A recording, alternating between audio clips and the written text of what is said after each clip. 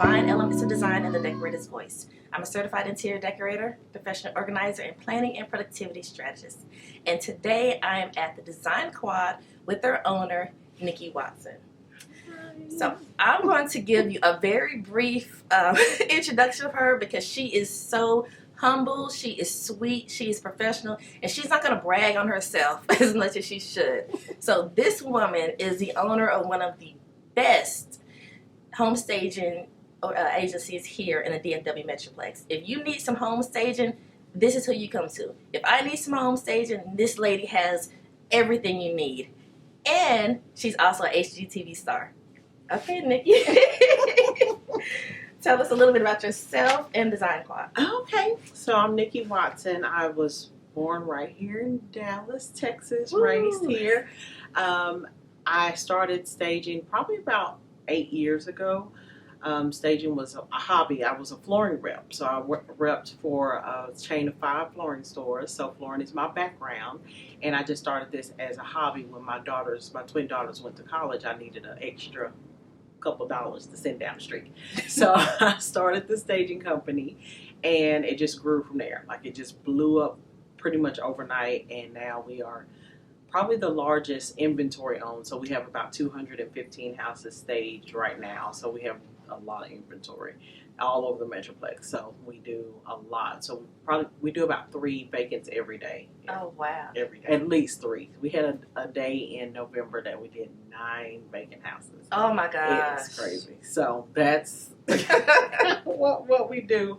And then we're going to be on a show in March. It's called Buy It or Build It. And one of our clients, a set of twins that are clients, they are the stars of the show. We're the staging company. So you'll see our work. You'll see me on there. And it's a lot of fun. It's a lot of work, but it's a lot of fun. Oh, wow. 215 homes. That's like a whole community. Yeah. In some like little small towns, that is a community. It's a lot of stuff. It's a lot of stuff. And I mean, I don't know if you're going to go back there, but you can see it's a lot. And just trying to keep up with everything. One thing that I wish that I'd have done in my staging business in the beginning was start inventory. Because I had the idea to do it when I had 15 houses. And now at 215, there's no way. Like, there's no way I could keep up with all that stuff. So we did try. One of my twin daughters came in probably for about a month. And she was scanning everything and she was labeling. And then things started going out and coming back in, and she got frustrated. She was like, that's it. I ain't doing it no more. Oh my gosh. I can't even imagine the inventory that you would need for all of the stuff you have. Oh my gosh. And it's every level. So we do luxury. We do, starter homes. We'll do a $100,000 house. We don't care. We will do a trailer. Whatever it is. We've literally done trailers. So we will do whatever. And then apartments and leases. And then we do like luxury too. So it's every level furniture. Is there a minimum? Do you have like a 1-month minimum or a 3-month minimum? I actually don't. So the reason that we're so busy and so successful in what we do is we don't have a term. So our contract is until the property sells. So it's just one price until it sells. If it takes a month or a year to sell, it's that one price, and it doesn't, just because we own all of our inventory, so we don't have to. We don't have nobody to pay off. We don't have none of that. We covered everything as we went along. So we just leave it there. And for us, it's fine. If it's in the warehouse, it's not making money. So I tell them all the time, as long as it's gone, it's good. Oh, wow. That sounds great. So I have seen some staging companies where they have, terms. You have to do a minimum of 4 months. Yeah. But since it's a seller's market right now. Oh, yeah. Girl, stuff is selling in 25 minutes. How has that affected your business? I thought that it was going to be bad. So I thought that in the beginning of this crazy market stuff, that people were not going to stage because they were like, oh, we don't need to stage it. It's going to sell anyway. But probably 80% of our business is investors, and investors stage no matter what because that's what they're taught. They're taught to rehab, stage, and list. So that's their formula, and they've never left us. And we've had, through the pandemic and through this market, we've had 2 of our biggest years we've had. Oh, ever. wow. So Wow. it has really been good, and I think people just know that they're going to make their return and get more interest than what if it wasn't staged. So they're just making an investment on their listing. So let's talk about Atlanta. ATL. Atlanta. Okay, so we just in November franchised out to Atlanta. My sister and my best friend are in Atlanta. My best friend's been there for about 20 years, and my sister just moved there maybe about September. And one night they got up and called me and said, "Hey, you should do Design Quad in Atlanta." Okay, let's do it. And I knew that I couldn't be there, but I know them being there, I trust them, and they're pretty much my test to see what other cities I want to go in. And that was on a Wednesday night when they called. Sunday we started advertising. The next Sunday we started advertising. Monday we had 2 trucks headed out that way. Thursday we were staging in Atlanta. So within a week they had business already. That is wonderful. Oh my gosh. And they've been doing really good. They have been busy. A lot of investors. They hooked up with a broker there in Atlanta. She's amazing, and she's sent them a lot of business. So they are already rocking and rolling, and their goal is to be the same as Dallas in their market and their volume to be the same. And so, and you're basically turnkey. I mean, you do everything: flooring, furniture, shades. You do it all. Everything. Everything. We had a call this morning. This man said he want a addition on his house. He want to add a 2-story. We was like, okay, we'll do An addition. Oh my god. We've done stuff for one of the Dallas Mavericks. Well, he just got traded to Boston, but he was here at the Mavericks, and we put converted his garage into like a guest suite. So we put a bathroom in and made a bedroom, and it turned out really good. So he told all of his teammates about us, and so we have a lot of celebrity athlete clients, and then we just do everybody's stuff. So we do a lot of kitchens and bathrooms, and so that's a whole nother department in my company. So we do staging is our base. That's what we started out. And since I did floors, nobody ever stopped calling me for floors. They're like, "Girl, I need some carpet." So I would just do it because, that's all they knew me for. So I would still do flooring. And Chad, the project manager, came in and he was like, "Hey, you need somebody to run that department?" I said, "Oh my God, yes." And he just took it from there. So not only do we do floors, we do full remodels and construction. And we're actually flying to Atlanta Friday to do, I don't want to say her name, but a celebrity's kitchen remodel. So my lead stager, I and Chad are leaving on Friday for the weekend to go scope out her project and see how we can get that going. Oh, it's exciting. A lot, but it's exciting. It's mind blowing to see what just started out with a hobby, and it is now a full blown business. I look at everybody. I'm like, I'm responsible for feeding your kids. Oh my God, there's a lot of pressure, but it's true. So it's a blessing to me to be a blessing to everybody that works here. Oh wow.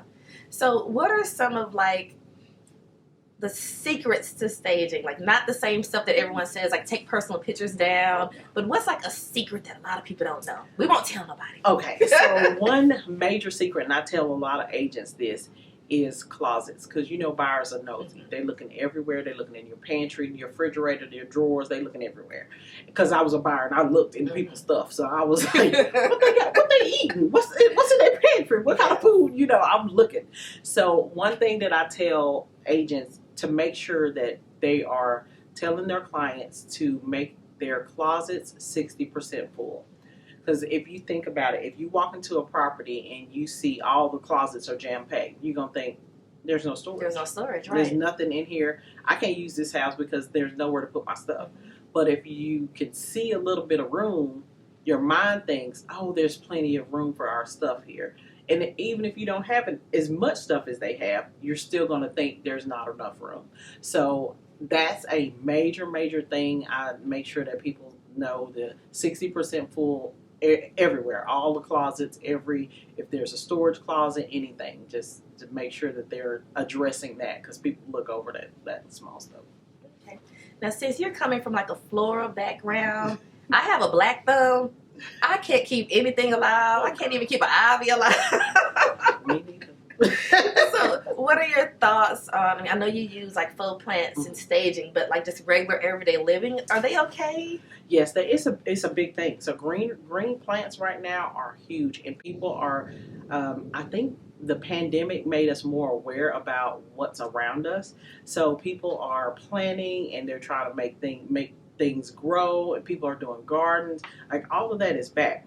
When I was growing up, we had, of course, I'm not my parents' generation, but my parents did have a garden. They would do tomatoes and small things like that. But a lot of people are going back to planting, and planting is huge. So just plants being around the house, that's a big thing right now. Live plants. Live plants. But if we can't keep a live plant alive, well, what's the secret to do keeping like a me. plant? Do like me. I do folk everywhere. Everywhere. But I think that just making sure that they have light. That's a lot of things. Making sure that they're close to a light source, and if it's not, moving it around somewhere. But that's the main thing. I'm not real good at it, but I can do a little bit. So natural light, or is artificial light okay?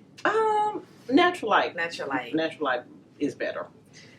Okay, I'm gonna try it. I'm gonna try to get a green thumb and get rid of the black thumb, because I like plants. Yes. And I do have some faux ones, but it would be nice to have a real one around. They bring life. They just really is oxygen source. I mean, they're just a lot of good benefits. Okay. So we talked about plants. We talked about the closet. Your expanding business, which is just so awesome.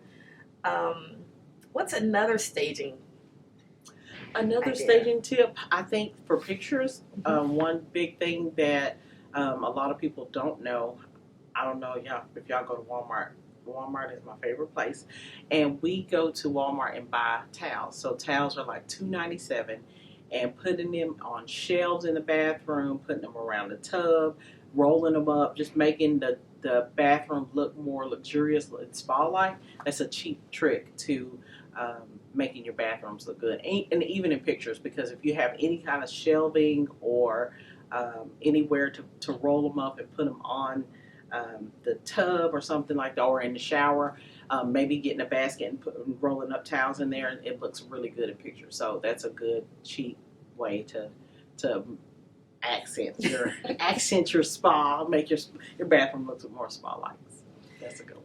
Now, what about smells? I hear different people say different things. Some say put some cookies in the oven. Some say potpourri, a clean smell. I mean, what is your opinion on smell? I think no smell is the best smell. Okay. I have, my youngest daughter is very sensitive to smells. So she comes into a room, and if there's any kind of like loud fragrance, she's like, oh my God, that's making me sick. And you don't know what other people are dislike. So you want to keep it as neutral as possible, because you don't want to run anybody off. Potpourri has a strong scent, and cooking smells have a strong smell. So you just don't want to turn anybody off, because they can just be like, oh, that's making me nauseous. I know back in the day, in pregnancy stages, some smells you just don't like. Right. So you don't want to alienate anybody when they're coming in. So as neutral as it can be, that's good. Back in the day, they did say, oh, open house, put some cookies in there, and I'm like, nah, I think that's a little dated. What are some other like myths or dated staging tips that you stay away from? So we used to do something. We used to do was so corny. It was we used to put trays on the bed. So have you seen that before? Yes. Where you have the bed made up, and you have the tray and maybe some wine glasses or a book or something. And that is played out for sure. But that used to be a thing where every staging picture, you could tell where the house was staged by the tray on the bed. You're like, who lived like that? Don't live like that. So, Oh my God, but I actually have a tray on my bed. you do, so you actually use it? No, I have, and I'll insert a picture so you guys can see. But like when I make my bed up, I have a little tray and it has like a little picture frame and the little flowers and. What? But I'm extra, so. So you're the one that actually makes everything look pretty in the morning. I try to. Sometimes the pillows aren't fluffed like they should, Mm-hmm. and if the girls spend the night, the little ones, if they spend the night downstairs in my room, I don't make the bed up as fancy because they're all over the place. Yeah. But typically, especially on the weekends, I do the pillows and I do the tray and I do the little throw. Throw, yeah. Yeah, I have a throw. Now I have a throw. You do the throw. I do a throw. But trays, I think in the staging world, that's It's a something no-no. that has moved past. Because I think that people just mess them up. Like they'll come in, of course they're gonna try to sit on the bed. Yes. They're gonna do all that, so it just gets messed up. No smells, no insulting smells. You don't want to insult You don't want to, with people's allergies. And, allergies. oh my gosh, now pets, like cats and dogs. I'm allergic to cats, and I'm not a cat person. I'm sorry. I love my dogs, but yeah, I cannot do cats. So when you go to a home and they have I know. Sorry, whoever likes cats. I They're can't do just cats. too ornery for me. They act are. like they own the house, like they paying some bills in there. They do. What did you looking at? Like They have an attitude. they have an attitude. And you, as a human, you have to like kiss their butt. I was the only one. No, cats. So they're just finicky. They have an attitude. They're like, they just walk around like they own the place. For real. No, For real. bring me a dog any day. Yeah, I love a dog. I'm a dog person. Yeah, you're right. But smells. We try to make sure that people are eliminating any, even if they do have pets there. Of course, you want to try to make sure that they can't smell it. So we tell them either replace the carpet, paint. Paint is a good way. If they do take the carpet up, we try to tell them to kill the concrete before they put something new down, just to seal in that smell if there's any kind of pet smell. But also, you don't want people to be drawn away from the house if they do see there's pets that live there. So we try to tell them to put their dog bows up, put any kind of sign of a pet away. The kitty litter box has to go someplace. Yeah. Where would they hide it? Garage. I mean, just different places. So a lot of people, it just kind of depends on what the house is. So the house, we just bought a house in July, and I didn't know that. Thank you. I didn't know they had a pet at all. They had a kennel in one of the closets, and it was like a camouflage cover on it. So I didn't know. I just thought it was like hunting gear or something. So I thought, oh, they don't have a dog. I would have never guessed that it didn't smell like nothing, but they hid it good enough for me not to know until later on. They were like, oh, I got to take the dog out. Well, we were already in the contract. So I was there for inspection or something, and they was like, I got to take the dog. I was like, you got a dog? But I didn't know that they had a pet because it was so, and I was thinking, thank you for not, because I didn't want to feel like, oh, I got to replace carpet. You know, those things can come up, like objections can come up in people's mind, and you don't want anything to make them not feel like this house is, taken care of. Okay, wow. I know. That's good. And with me, and I'm just thinking about that. Well, first of all, I'm not moving. I'm not moving no more. I'm done moving. Ooh, I hate moving. But if I found a previous homeowner had a cat, I would probably be a little like, I don't know. Yeah. So that is something that, if you're getting ready to sell a home and you have a cat or a dog, do like the person who she purchased a home from, just be very discreet. Yes. Make sure there's no damages, no evidence. Yeah.